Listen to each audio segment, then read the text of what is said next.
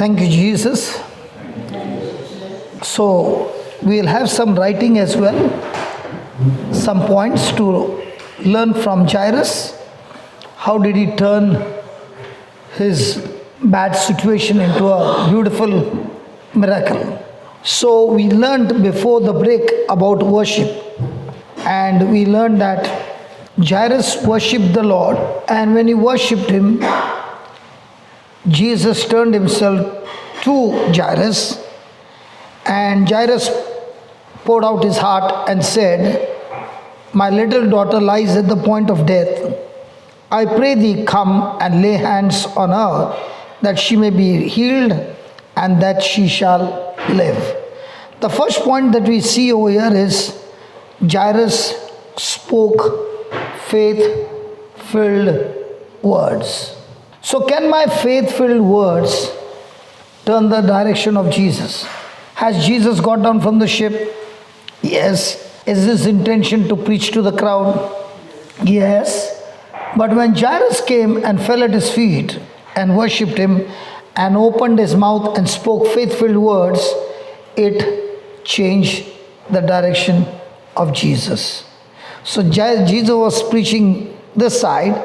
The moment Jairus spoke the faith-filled words, it changed Jesus' direction, and Jesus began to walk Jairus' house. So, your faith-filled words have power to bring deliverance. Write down. My faith-filled words has power to unlock deliverance. His daughter was at the point of death, right? What if Jairus had not to speak these faith-filled words? Do you think Jesus would have come to his house? So remember, in whatever situation you are going through, I must speak faith-filled words. Now, did Jairus only say, "My daughter is at the point of death"? Or did he say, "Come to my house, lay your hands, and I believe when you lay hands on my daughter, my daughter shall be healed and that she shall live." Praise God. So remember, when you see darkness, when God saw darkness, what did he say? "There is darkness, or let there be light." So when he saw the daughter is at the point of death, did he tell Jesus, "Come and lay hands so that she be healed and she shall live"? Now, is it easy for a person to leave the daughter is at the point of death home and come to church? No. But what did Jairus do? He made a point that if there is going to be a miracle, I will go all out to this person, Jesus. Was it 50-50? Or total dependence on Jesus? So write down, speak faith-filled words. We speak life. We speak life.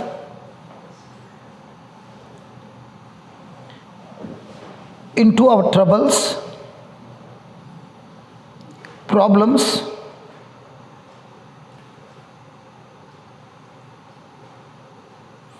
into dead situations. This was Jesus' lifestyle. This was Jesus' lifestyle. And so should it, and so should be, and so should be our lifestyle. For example, Jesus saw a person who is blind. Okay? What was Jesus' confession? Receive sight. Receive sight. What would we say?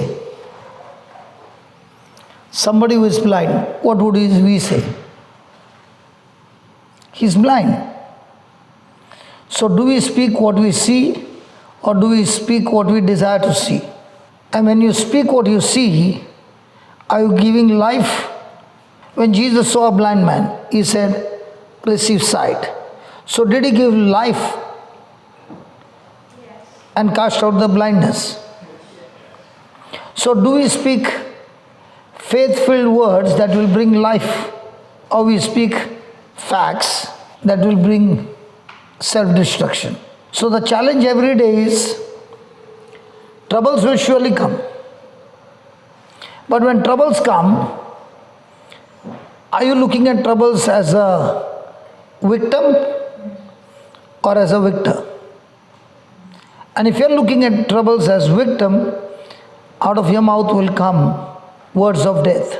But if you're looking at every situation as a victor, then out of your mouth will come with confidence, faith-filled words, because words are the raw material that create miracles. So if you want to change anything in life, the first raw material that you need to use are words. Because the system in this world is everything was created by the word.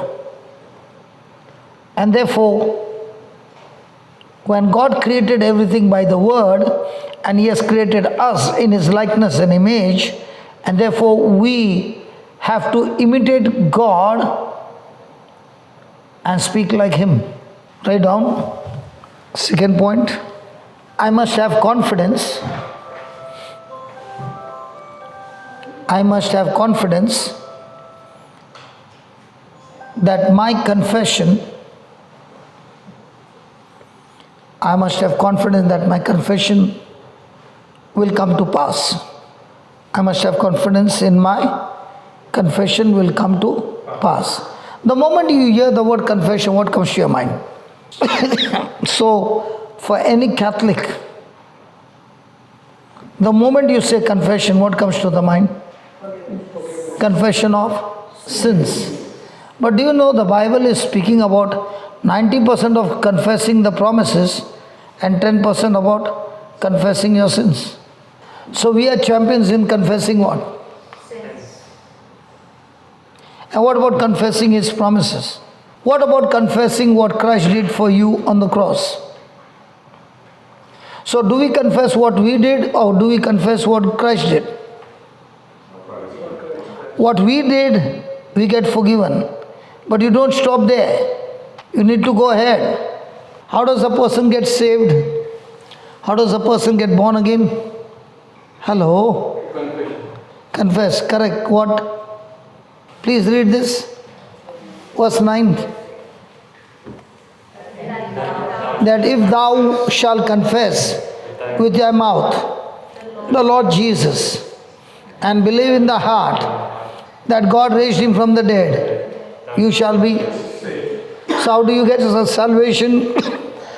Confessing with your mouth, believing in your heart. How do you get healing? Confess with your mouth, believe in your heart. How do you get deliverance? How do you get protection? How do you get the kingdom of God? So how do you get your inheritance in the kingdom of God? Confess with your mouth and believe in your heart. Now, do we confess confess with the mouth and believe in the heart what Christ did or what we did? So let's say a person confess with his mouth that from now on I make Jesus the Lord of my life, and Jesus Christ is my Lord, and I also believe in my heart that God raised Him from the dead. I receive salvation. And then I start my journey confessing the promises of God. Now, there is one confession that many people don't know, and they can get into trouble. Every one of us are going to go through this confession one day. So you better be prepared before that day comes. Revelation 12:10. And I heard a loud voice saying in heaven, now is come salvation. Now is come? I heard a loud voice saying in heaven, now is come salvation and strength and the kingdom of our God and the power of His Christ. For the, who is he? Satan. For the accuser of our brethren is cast down, which accused them before our God day and night. So where is Satan cast down? What is his job? To accuse before God day and night against the believers. And they overcame by the blood of the Lamb and by the word of their testimony, and they loved not their lives unto death. Praise God. So let's play this game. I am Satan and this young man is Jesus. And you are brought before the court and the case begins. Are you ready? So I as Satan, I am telling you, have you disobeyed God? What would you say? No? No? You have just committed another blunder by saying no. Because God's camera is not only about actions, but also what you're thinking in your mind is also recorded. So, are you guilty of sin? Yes. So Jesus comes into the scene and says, I represent my client and I am his advocate, and I want to say that I became his substitute and I died in his place on the cross. I shed my sinless blood and I washed him clean. So the judge says to his son, not satisfied. Satan is accusing and saying this man has committed sin. Jesus is saying, I paid the price for the sin. And the judge is saying to Jesus, I am not satisfied. Because in my court there should be two witnesses. And you got only one witness. So Satan is equal with Jesus now. Satan has his testimony, Jesus has his testimony, and both are one. And God says, I want two witnesses. So Freddy, sister, can I ask your husband some question? Sure. So Freddy, I am Satan asking you this question. Tell me, Freddy, have you committed sin or not? And you better don't lie, because everything is recorded in the kingdom of God. You cannot tell lies. Have you committed sin or not? Yes. Yes. Wife, did you hear him say yes? So now you are witness to whom? Satan or Jesus? Satan. Satan. So Jesus got one witness, Satan got two. The case is dismissed. Sentenced to hell. Hello, this is not a joke, this is a real truth. What about you two? Young couple? Don't look left and right. I'm asking you, brother. I'm asking you, brother. Have you committed sin or not? I'm Mr. Satan asking you. So, it is just recorded now, one more sin, that you have not committed sin. What I meant to say was I didn't want to answer. You don't want to answer, this is not an option. Either you say yes or no. But then I'm thinking out loud, right? That's what. Sorry? Because we are saying it out loud. You got to answer that question. When you are before the judge, he will ask you. So let's say judge is asking you, young man, have you committed sin or not? Maybe surely you'll go to hell. You can ask your wife for help. I would say yes, but by the blood of the Lamb I have been saved. I am redeemed from See, your wife got an answer. She's saying, yes, I have committed sin, but my witness is incomplete. But when Jesus died on the cross, he is my substitute, and I have been saved, and I overcome you, Satan, by the blood of the Lamb and by the word of my testimony. So my testimony is not about what I did.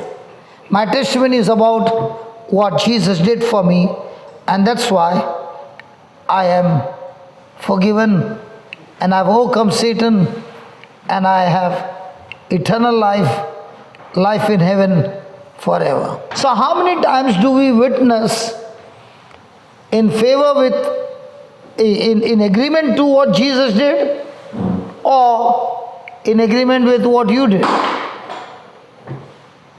So can you overcome Satan by what you did or what Jesus did? And most of the time, what do we confess? So what is the point you wrote just now?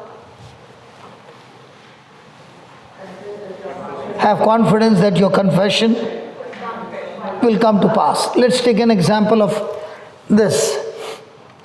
Jesus was teaching the most powerful parable, sower and the seed. And then he told the disciples, come on, let's go to the other side. And along the way, there was a storm. Where was Jesus? Sleeping on the boat. Was the boat being filled with water? Yes. Was he still sleeping? Yes. How can he get sleep? Because he was not worried. Sorry? Because he was not worried. Why? Because when he said that word, he's sure that word will take them to the other side. What about the disciples? Were they depending on Jesus' confession, or were they depending on their sense knowledge? And what about Jesus who confessed? Hey, what about Jesus who confessed? Is he at rest? Yes. What about you who have confessed? You took some promise of God, you confessed it, and then began the storm. Are you at rest or unrest? How do you know you believe what God said? The proof of your believing is that you are at rest. So every day our battle is to be at rest or fight the battle. Yes. The day you realize that the promise that you're confessing is not yours, it's God. For example, a centurion came and told Jesus, my servant is sick and is at the point of death. So Jesus said, okay, I'll come to your house. What did the centurion say? I'm not worthy for you to come to my house. But I know I'm a man of authority. I've got 100 soldiers under me.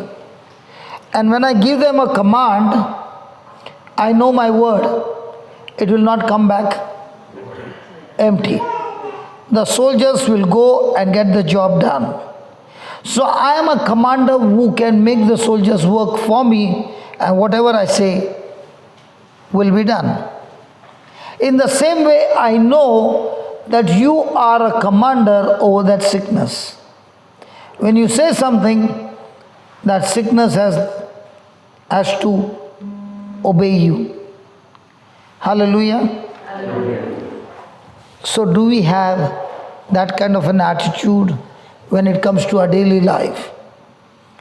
That when I confess, I have not confessed my word, I have confessed Jesus' word, and Jesus' word is the power of attorney that he has given me, and based on that power of attorney, that word will have to come to pass.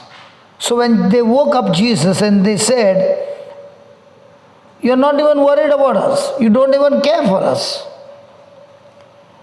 you are perishing, and you have got no care about us. And what did Jesus do? Did he argue with them? People who have fear will always speak fearful words, confusing words, and be confused. But did Jesus argue with them? He just stood and said, "Peace, be still." Did the storm stop? So, in everything that we do we need to have confidence? Do we need to have confidence? Yes. So, what is confidence? Hey, faith is faith and confidence is. But the Bible says confidence always brings reward. So, what is confidence? Okay, let's take a parable. There's a child, 5 years old, and the mom sends the child in a school bus. So, the mom takes the baby to the school bus, to the bus stop. The bus comes. The mother looks at the driver or the bus? Huh? Bus.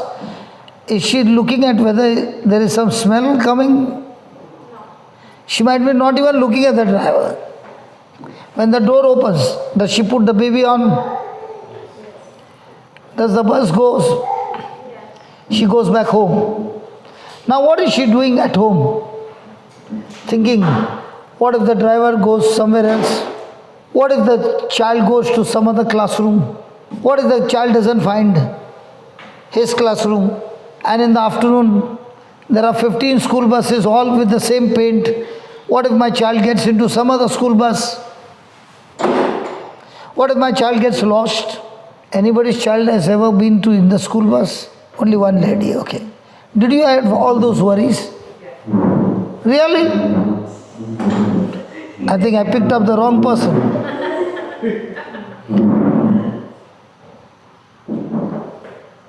The mother is busy with her work, and when the bus time is at 1 o'clock, she comes at the bus stop,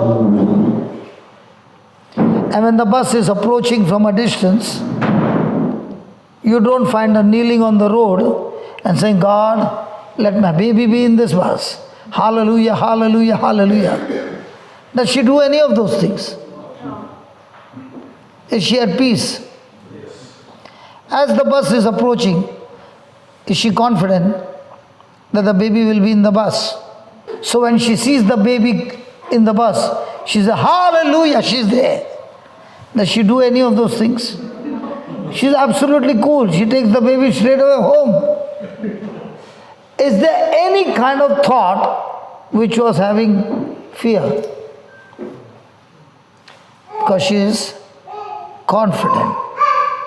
Do we have that same kind of confidence when it comes to scriptures? Do we have the same kind of confidence that when I confess the word out of my mouth, it shall surely come to pass? And if I have that confidence that it will surely come to pass, then when the devil brings some trouble, you're already with the gun ready. Because the weapons of heaven are far superior than the weapons of darkness. So when the darkness comes to attack you, do you pull out your gun and fire the bullet called truth? Or do you think a lot? When you are really on the hot seat, can you take for a moment holiday? The moment you took an holiday, the gun is on your head. And therefore we have to think and believe that what I said shall surely come to pass. Can I have somebody? Okay, write down this word and then we will call somebody. If I confess God's word and believe,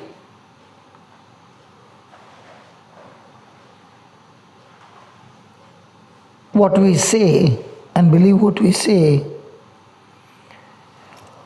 we should not walk in fear. Can I get somebody who has got a problem in the bone? A slip disc? Bone.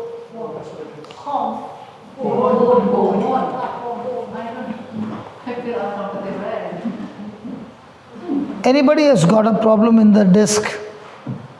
Slip disc?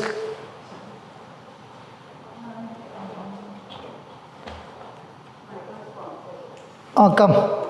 It's quite so at the moment. Praise God. So did you hear her say? What did she say?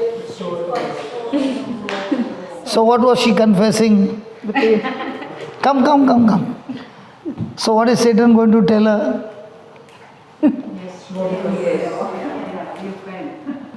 Hello? So the pain is going to increase or decrease? Yeah. If I think that way, it will increase. If you think that way, what do you mean by it? That it's there, then it will increase. It will increase because you confess that. Okay. Now you're going to confess what the scripture says. I'm not going to touch you. I'm not going to pray for you. You have to only confess what the scripture says, and the next moment, what you confess will get the job done. Good. Yes. Ready? Yes. Good to have practical examination. Anybody with arthritis?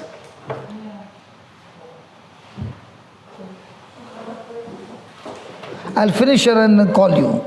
I am poured out like water, and all my bones are out of joint. My heart is like wax. It is melted in the midst of my bowels. My strength, No, only that much. I'm poured out like water, I'm and all my bones are. out of joint. Are your bones out of joint? No. No. So which one will be more painful?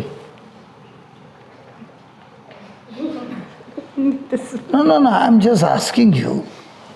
Which, according to you, will be more painful? Bones coming out of joint? oh. Yeah. Yeah. Will it be unbearable? Yeah. Now, did he say all my bones or some? All my bones. So, did Jesus' every bone come out of joint? No. I am poured out like water, Yeah. and all my bones Yeah. are out of joint. Yeah. Now, when you look at Jesus on the cross, can you see his bones out of joint? No. But is the Bible saying that? Yeah. So, are you willing to believe that? Yeah. Yeah? So, Jesus' bones were out of joint so that your bones could be healed. Yeah. So, the sore in your neck, Jesus has taken, and in exchange, he has given you complete healing. Do you believe that? Yes. So, do you believe that what you confess shall come to pass? Yeah. Yeah?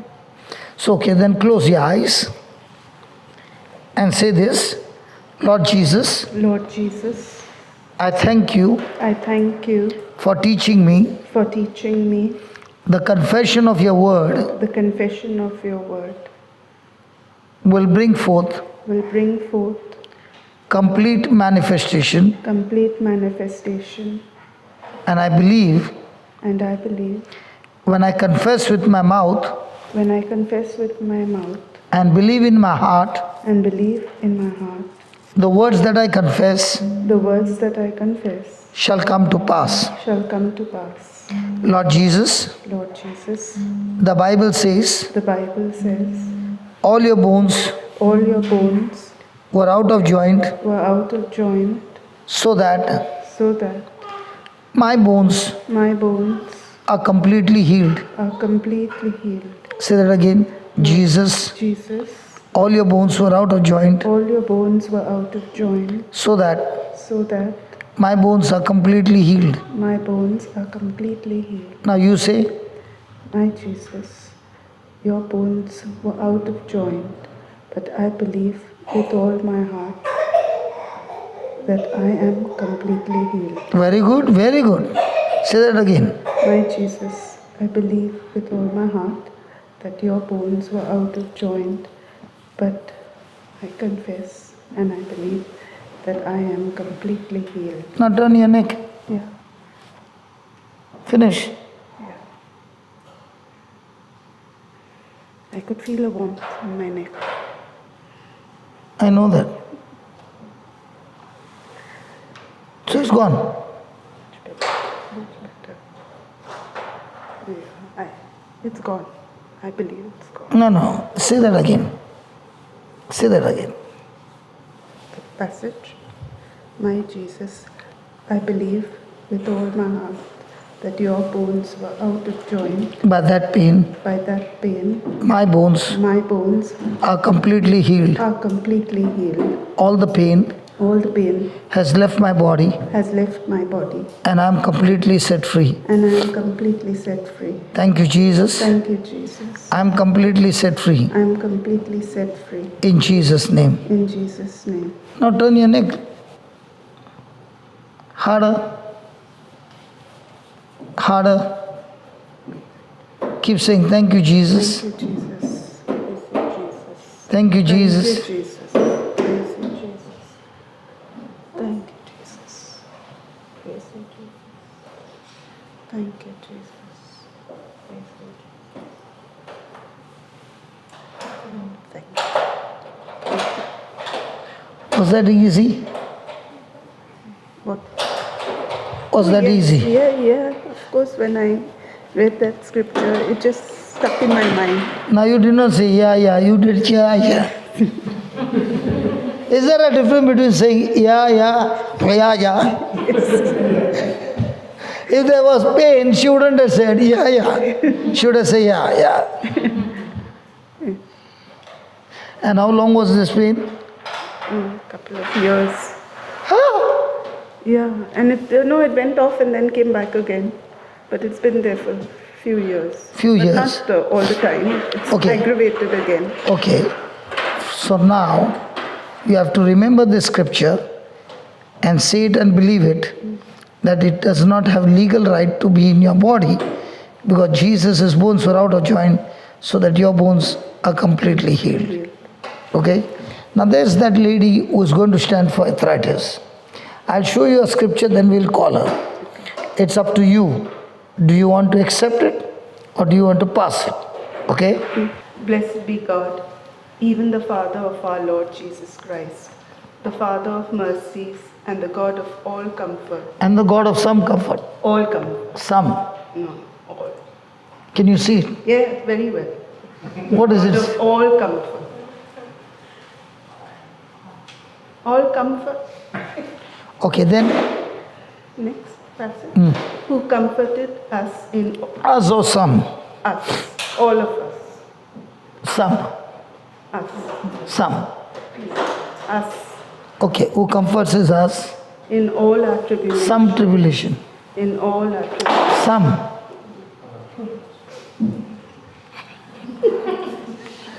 So, did you believe that before? Yes. You knew He would comfort you in all your tribulation. Okay, then. That we may be able to comfort them which are in any trouble. Who is going to comfort? God. Those who are in trouble, who's going to comfort them? Jesus. I can't see the word Jesus there. Who? Arey, you read Re Baba. Why you want to hear somebody else who comforts us? Who comforts us. Now tell me one thing, tomorrow you'll come or no? Yeah, but you're confusing. Others should say, Pearl, don't you ever give me an invitation. I'm not going to come anymore. Who comforts us in all our tribulation, so that we may, not God may, we may, We may. God may, We may. God may, We may be able to comfort them which are in any trouble. Wow. So did the anointing comfort you? Yeah. Did that anointing heal you? Yeah. So with this anointing, are you able to comfort others Yes. in some trouble? Yeah. In all trouble. Hmm? In any trouble. If they have any trouble. Praise God. By By the comfort wherewith we ourselves are comforted of God. So because I got it, I will comfort others with the anointing.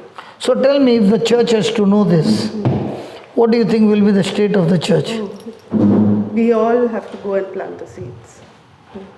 But are we going? No, When was the last time you healed somebody? I don't heal, but I comfort. When was the last time you laid hands on the sick? Why not? Are you believing that sickness will come on you? No, but it's just the words that I'm afraid. The words don't come out easily, and I hesitate. What shall I? Or what? The words don't? like No, I don't know. The words don't flow so easily. Like I don't know what shall I say to when I'm not. I don't know how to explain. I'm sometimes lost for words. Okay. So don't use your words, use God's words. Okay? Yeah. Come, sister. Is that okay? I know. We are good friends. You all are good friends. And you know this friend is suffering from arthritis and you did not do anything. And you're saying you're good friends. How can a person be a good friend when she has the power to heal the other friend but doesn't heal her and says, I'm a good friend? It's because you did not know the truth. Okay? But now that you know the truth, Now we can pray for each other. pray for or comfort each other. Comfort and pray. No, pray. Now my question is, did you pray or did you say? Say. Say? Pray. The problem is I didn't tell her I had arthritis. No. I know you are a good friend of ours. Don't cover up. But now I'm asking her, did you pray to God for your healing just now? No, I said the word, profess the words. So you profess the word to God. Yeah. Prayed also. See, when you pray, you talk to God. When So you, I declared the word, but you said, yeah. So you are declaring the word to whom? God. To that infirmity. Yeah. Okay. The information. Now, in the same way, will you ask God to heal her? Yeah. Oh, no. Yeah, why not? God will heal. Declare the word and speak to the Are you getting irritated because I am putting her on the hot seat? The reason I'm putting her on the hot seat is because so many people, out of ignorance, are speaking the wrong thing and calling the wrong thing in their life. Okay?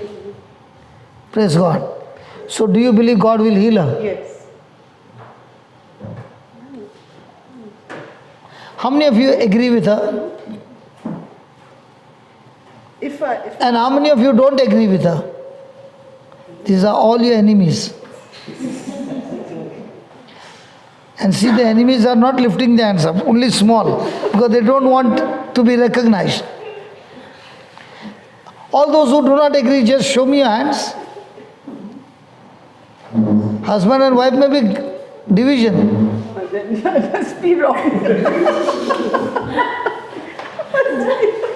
Wife is saying she will not be healed.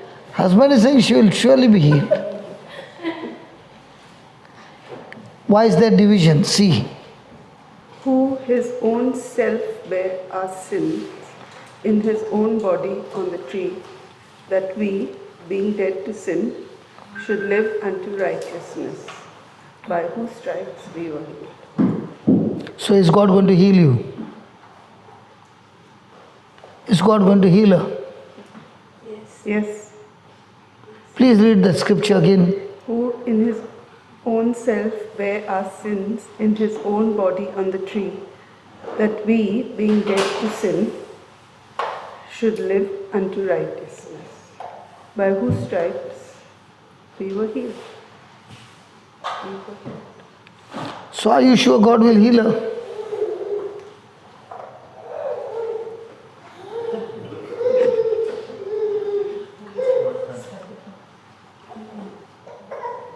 If I believe he will heal her. What about you? Yes, God will heal me. Is God saying by whose stripes you will be healed or you were healed? We are already healed. So which one do you believe? What the scripture says or what your mind says? The scripture says that you are already healed. So is God going to heal you or God has healed you? Has already healed. He's healed. So unless I believe that I am healed, the healing will not take place. Were healed. That word. Were healed. So first I got to believe Yeah. what Christ has done for me, which is unseen. And my symptoms are Seen. So do I confess what the scripture says, or do I confess what my senses say? Scriptures. So according to the scripture, are you already healed, or will you be healed? Already healed. I'm already healed. But what about your senses? What about the symptom? What about the pain? Now, is that going to talk to your thoughts? Yes. Now, who's your enemy? Thoughts. Thoughts. So, who do you agree with? The scripture. Now, do you understand? Yeah. When you go to the washroom, there's a tap. If you turn it clockwise, the tap will get more and more tighter. The water will never come out. But if you turn it anti-clockwise, now the tap is opened and the water flows out. In the same way, in our life, as long as I speak what my senses say, I've closed the tap of God's power. But the moment I reject the symptoms and I choose to believe the promises of God, the Word of God, I've opened the tap and now there's a supernatural breakthrough, supernatural power of God. Okay? So I want you to pay attention to what she's saying. I'll give her the words and I want you to just imagine. As you are using your imagination, the creative miracle will take place. How many years you have this problem? I believe it's degenerated over the years. Praise God. So whatever has degenerated can be regenerated. One is de and another one is re. So I should show you a scripture that can regenerate so that you are sure. Hebrews 11:11. Through faith, also Sarah received strength. Let me check some other translation.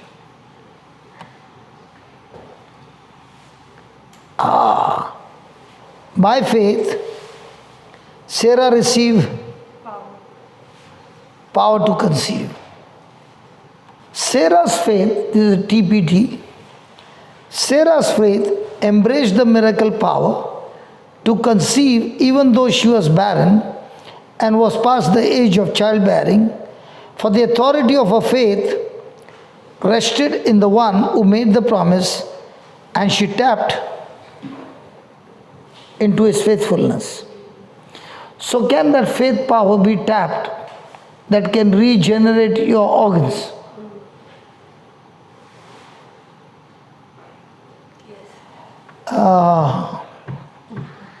You are from which state in India?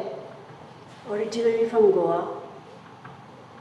Goans, I don't think so, they do that. Because during the Diwali time and all these programs or big shows, they tap into the main power line without the meter. I don't know whether you understand what I mean. Yeah. The power has to go through the meter, but at night, if there is a program and the meter capacity is small and the program is big, they'll tap into the main wire. Have you heard that? So the promise of God is faithful. So when you tap into His faithfulness, that promise is loaded with power that is able to recreate what has been damaged. It will bring life into it. Now putting all these scriptures together, now do you have confidence? Yes.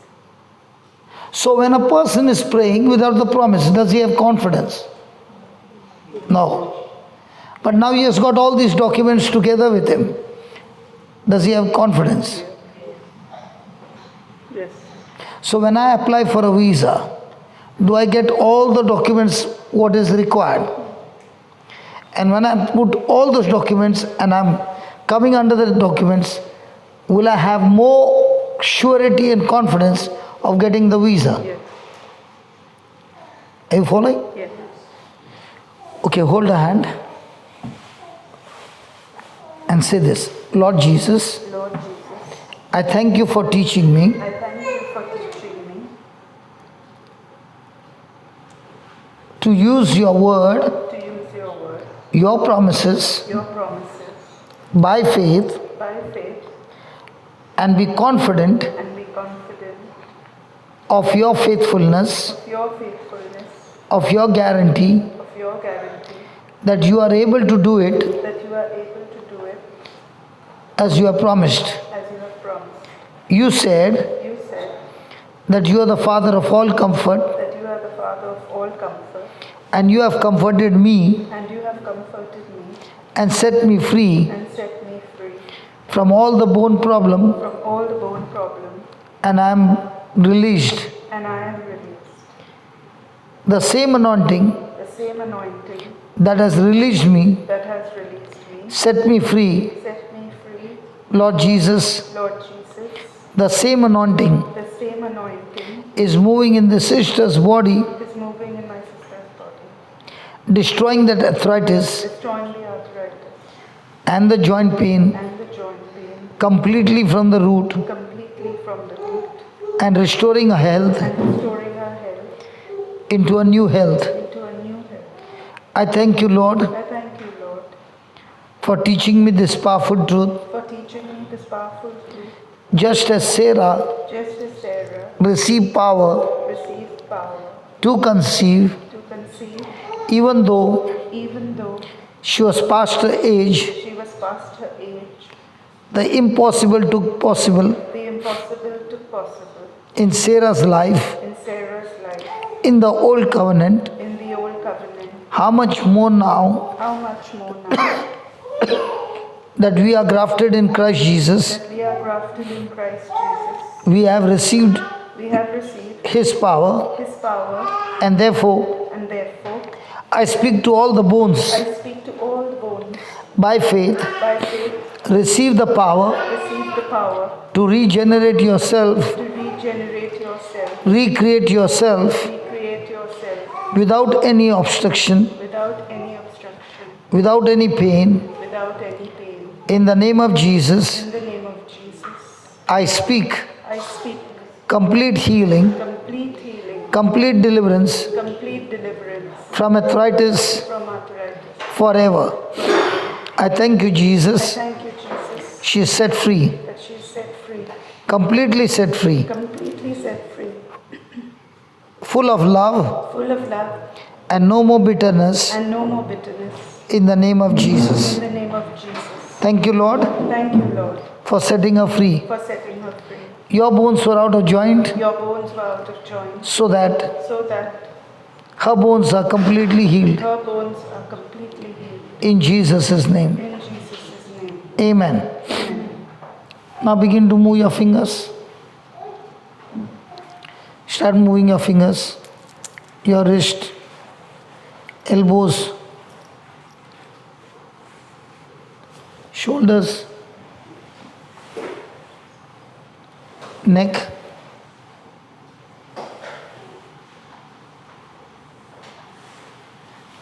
waist. Now you can bend and check every part of your body.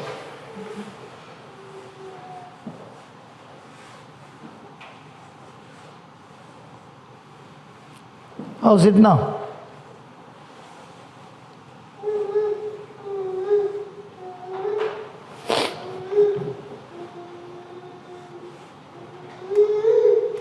I believe that God is healing. If you are believing God is healing you, that means you have not got the healing. First thing is you've got to believe that you are already healed. If you are believing that God is going to heal me or God is healing me, it won't come. Either you believe the sense knowledge or you believe the word knowledge. For example, did you watch me coughing? Was I coughing? Yes. Did you watch me? Yes. Now you can see me coughing, but I am not believing I am coughing. I am all right. Yes, all good. So even if the symptoms are there, I will not believe that the symptoms are there. I'll believe what God said. I had 2 lumps under my feet many years back, and they were there for 7 months. I could barely walk. But yet I went around teaching the word of God. So when I would be limping, they would say, "What happened? You're limping." I said, "No, I am not. I believe I'm healed." After 7 months, when I went to Australia, to Sister Tanya's house, that morning when I got up and I put my leg down, both the lumps were gone and my legs have been healed, completed from that day till today. What about the process? Was I believing that God will heal me? Or the process is done? So am I taking position of what Christ has done, or am I working hard to take position that one day I will be healed? What is my position? That I'm healed. So if the symptoms are there, do I keep saying God will heal me, or do I continue to believe that God has healed me? So when I say God has healed me, I live by faith. When I say God is healing me, I'm living by sight. So is my life based on faith or sight? And when it is faith, anything that obstructs my faith, I refuse to accept it. Now when God promised Abraham, did he become Abraham the next day? But his journey of believing in faith started. So between the journey of faith, starting of the faith, to the manifestation, is there a timeline? Yes. In that timeline, what do I believe? I am in the process, or it is done? Done. So people who believe it is done and walk in that day and night with confidence, they are the ones who reach the finishing line victorious. Can I touch you? Come closer. Can you change your thinking that you are already healed? Yes. Okay.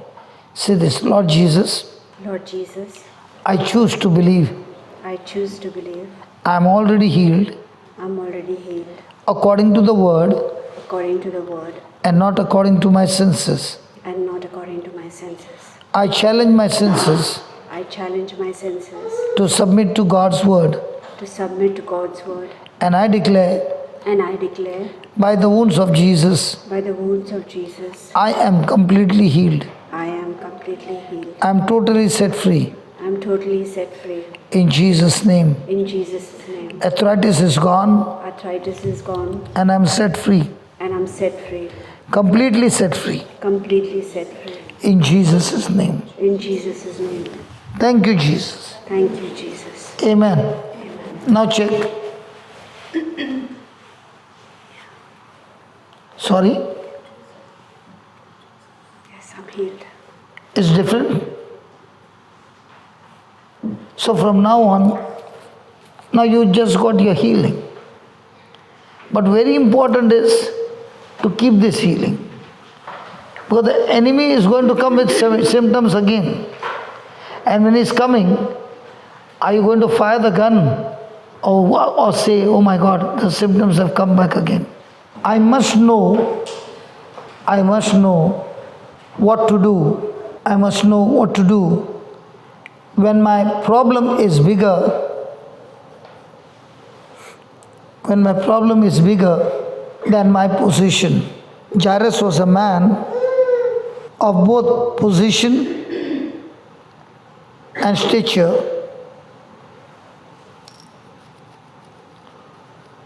But when his problem outweighed his position,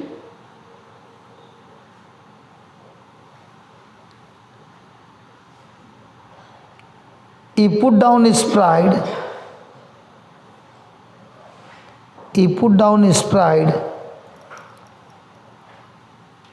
And worshiped Jesus. Next point.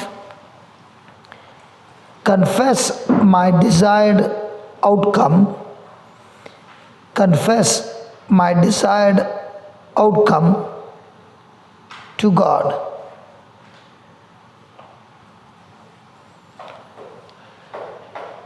Surely Jairus was going through issues.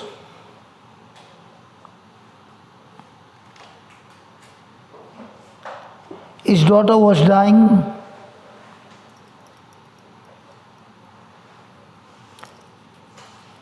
And he left her at home.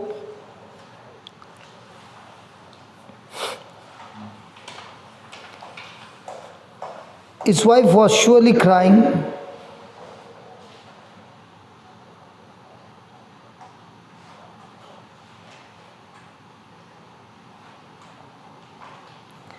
The people who were waiting at the shore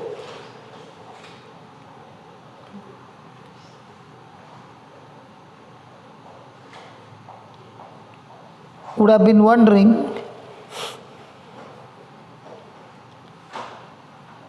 what is Jairus doing over here?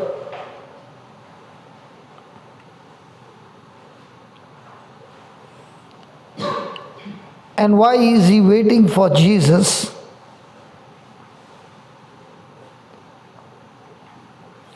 Why he's been waiting for Jesus, who has been rejected by the religious sect?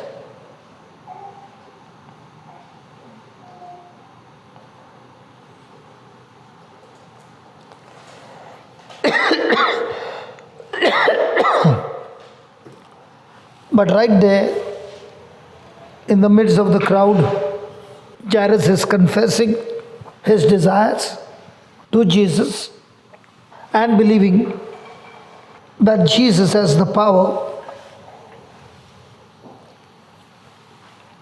to heal his daughter. Jairus fell down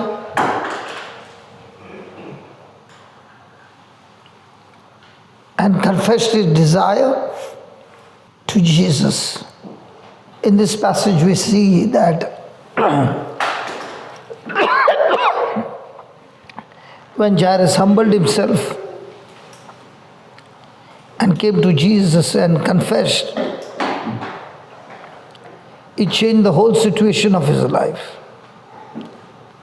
Even though the problem was so big, but Jairus' words coming out of his mouth started the journey by faith, the deliverance and healing of his daughter. And we see that Jairus continued to believe that Jesus has this power to set his daughter free. No matter how big our problems are, the confession of our faith, the confession of our words have power to change the bigger situations against us and make us overcomers and lead us into victory.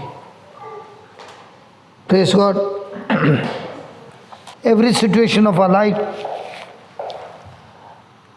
by learning to confess our desires, not confessing what our senses say. Because if you are going to confess what your senses say, then surely you will have a defeated life.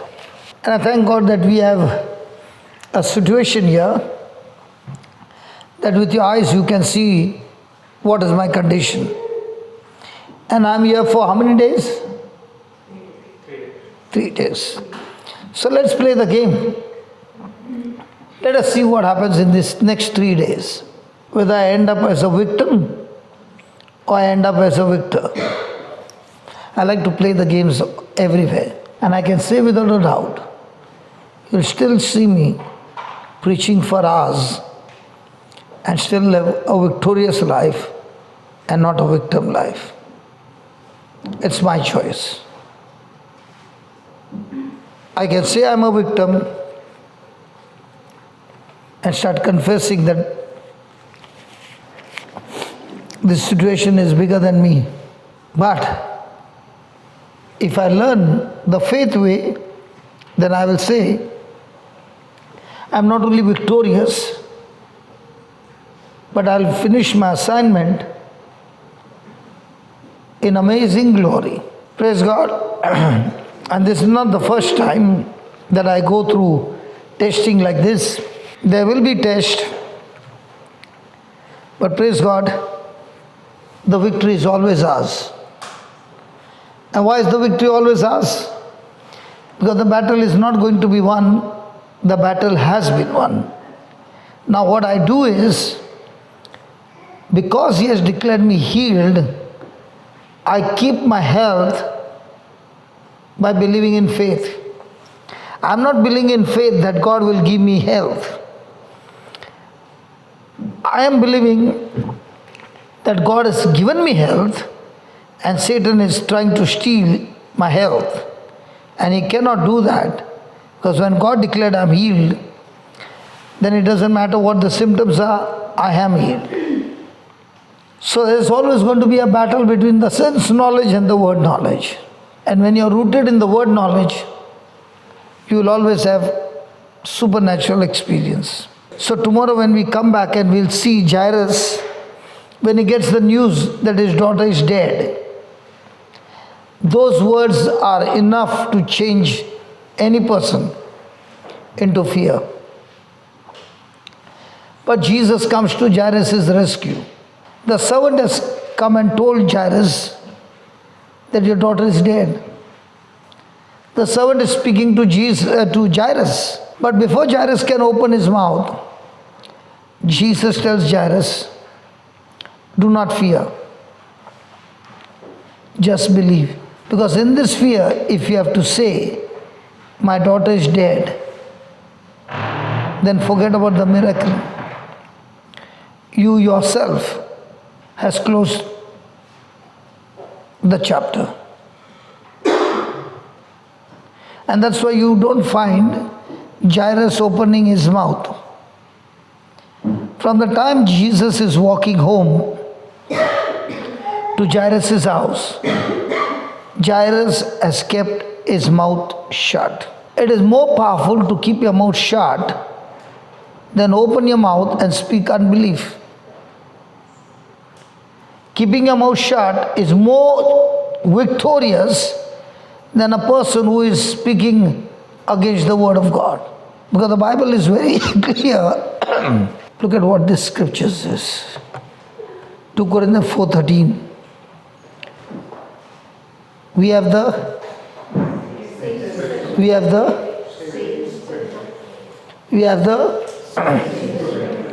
so the same spirit of faith that worked with Jesus, that worked with apostles, is the same spirit of faith that God has given us.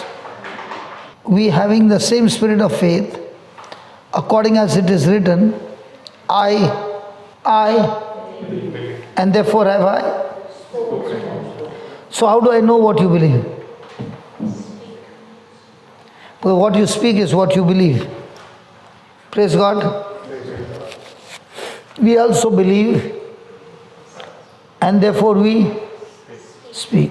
So when you're speaking out of your mouth, be careful, extremely vigilant, that you do not speak anything that contradicts God's word, because there will be an abortion. So when you have planted the seed of believing in what God has promised you, and now things are coming extremely bad against you, those things are only coming for one reason, that you open your mouth and speak your current situation. Before we go, let me give you an example. Now is the season of what in New Zealand? Summer. Up to what temperature it goes?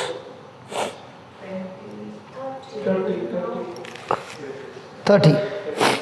So let's say the temperature is 30. So will you put the heaters on? Will you put the air condition on? Yes. So the current temperature is 30. So now what temperature will you put? 18. 18. Okay. The manufacturer of the air condition has given you a remote control, right? It also has a current temperature reading. So it shows you 30. But it also gives you a choice to change that digit. So you put it on 18. Okay. Then, because you put it on 18, does the compressor start working? Yes. Can the compressor get cut off? Can the compressor get cut off? Can the compressor go off? No, I am asking you, the compressor is working and making the room cooler. Can the compressor go off? No. When will it go off? When it comes to 18. The moment it becomes 19, again the compressor will work. That's the work of a thermostat. So there are two kinds of Christians. There are thermometer Christians who always open their mouth and speak their current situation. And thermometer Christians will make errors that will destroy their life. But those Christians who use the promises of God and set up like a thermostat, these are the ones who will go into victory. So you must ask a question to yourself: am I a thermometer Christian or a thermostat Christian? Thermostat are those who can see the current situation, but they will never open their mouth and speak the current situation, but they will speak the desire that they want, which God has promised them, and they will use the promises of God to set up their thermostat. So most of the time we are thermometer Christians or thermostat. So what happens to an air condition where the temperature is 30 and the person puts the figure on 30? Will the compressor switch on? The machine will be on, but will the compressor switch on? No. Why not? Because you have set it on 30. So it is already cut off. So in the same way, to get the desire that God has promised you, do you speak that or do you speak what you feel? So when you speak what you feel, now will the thermostat be on? So when you put the thermostat on by your faith job is to get the room cool.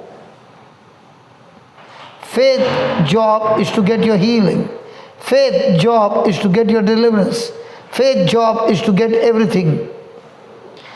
But before faith can do that, I must open my mouth and speak my faith and not my sight.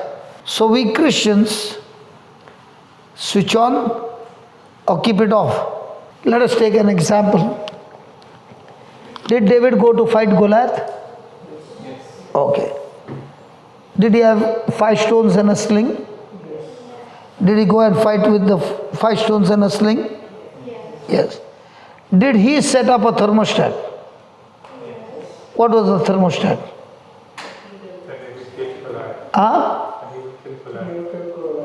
That he'll kill Goliath. How? With the 5 stones? He never spoke about stones. He said, I'll cut off your head. Can you cut off a head with 5 stones? Hello, can a person cut somebody's head with 5 stones? So what did he speak? But did he have the resources? He knew how to get resources. Sorry? He knew how to get that. See, the good news about God is, let me show you. The good news about the kingdom of God is that when you speak, there's Jesus teaching, okay? Jesus said, read, so is the kingdom of God, as if a man should cast seed into the ground and should, and night and day, and the seed should spring and grow up. So in the kingdom of God, are you supposed to know how? What's your job? Plant the seed and go to sleep. But when you go to sleep without worry. Because if you go to sleep with worry, you have already cast out the seed. And don't ever ask a question to God. Can you tell me how, when, where, who, which, what, whom? Don't ask question. So did David ask question to God? God, I'm going to cut Goliath's head. But can you tell me how will it be done? So are you supposed to know how? But in our real life, do we want to know how? When I began to understand this principle, I said this is the best thing. Plant the seed, go to sleep and don't even ask how. Right now, my people have gone to Bombay because we are planning to start a retreat house in Bombay. So they are going there and they'll be sending me the photographs and all that. Now, is it easy to start a retreat house? Will it be expensive? Will it be more money? Because all these retreats will be free. You will watch on the YouTube, in the month of November, that will be, might be somewhere around 20th or 19th, the retreat will already begin. The construction will take place very quickly. It's all in the desire, it's all in the mind, it's already spoken. But how? Who? And I've been doing this for the last 26 years. So how will the bills be paid? I don't know. But the bills will be paid. I've got 23 people on salary. How will their salary be paid? I don't know. But their salary is paid every month. Because he told me, don't ask how. I'm telling you this because I won't be there. But when you'll watch on the YouTube, you'll say, hey, that fellow was saying on that day. Today we can see such a big crowd over there. The biggest gift that God has given to man is imagination. And if your imagination is big with the promise of God, and you are not a self-centered person, you are a terrible, terrible threat to the devil. And that's what I want to tell people. The resources that is available for us in the spirit realm by Jesus is in abundance. But all that we've got to learn is how to bring it from the invisible to the visible. Let me show you. According as His divine power will give unto us, will give unto us. Is it written will give unto us? We are so used to hearing, not seeing it correctly. Did he say will give unto us or has given unto us? So is God going to give you or has given you? Which one are you believing? Some things, all things. What if your dad put money in your account? Okay? His money. Once that money comes into your account, can you withdraw from your account? From which bank? If it's in my account, You're not understanding. Your daddy deposited money, his money, in your account. Can he go and withdraw it from your account? he can. So that's what God is saying. Has God deposited everything that we need? But do we know? So do I need to sweat and fear or learn to withdraw from the deposit? So he is saying for life and godliness, if you have made that choice to live like that, then God is saying everything that you need to fulfill your assignment and mission, I have deposited in your account. So do I need to look at people's pocket or go and look into my account? Now my account is spiritual or natural? Is it full? So all I need to do is learn to withdraw. And how do you withdraw? Whereby are given unto us exceeding great and precious promises. Has he given you a checkbook? Look at the fourth verse. Brother Freddy. Checkbook. But have you ever opened the checkbook? So where's the problem, with God or you? Once you learn to use this checkbook, you'll never be a broken single day in your life. And once you start opening this checkbook, you'll always be a blessing to the nations. Because his checkbook never run dry. So do we use God's checkbook or our bank book? If you're using God's checkbook, you are never in, in debt. You have abundance. Those who use God's checkbook cannot be selfish and use the checkbook. It won't get passed. So when we come tomorrow, we'll learn how to use the checkbook. Would you like to come tomorrow? I told you about the checkbook. Hallelujah. I'll just give you an example. From September the 8th, I'm taking 18 flights to travel to different places. What would be my traveling expense? So I'm doing it for the last 26 years. So when I know what God has deposited in my account, there's no fear, but abundant grace to use those promises and see it manifest in our life. And the way these promises get activated is very important. Confess with your mouth, believe in your heart. That's the system. So in a day you confess, say 100 words. Out of the 100 words, how many were the promises of God? Okay, tell me. Out of the 100 words that I spoke, how many were the promises of God? All! You shook me, man. Wife, is your husband telling the truth? You can pass it, because anyway it's night time. I want you all to be at peace. Hallelujah. How many words do you use like a thermometer? And how many words do you use like a thermostat? You use your tongue to speak like a thermometer, you'll surely be in trouble. Same situation. You use your tongue to speak like a thermostat, you'll be always a winner. To speak like a thermostat, you have no evidence in your favor. The only evidence you have is the promise, the written word of God. And that is the challenge.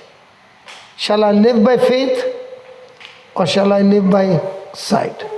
Loving Heavenly Father, we want to thank you, Lord, for this day. Yes, Lord, this was the day that you made for us, factoring our benefits. We will rejoice.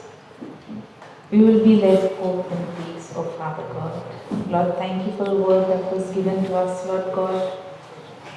Thank you for giving us the knowledge of who we are in Christ Jesus and what that blood has done for us. Lord, As we go, Lord, we ask that the seed that is sown, Lord God, that it grows into a harvest, and we believe for 100-fold.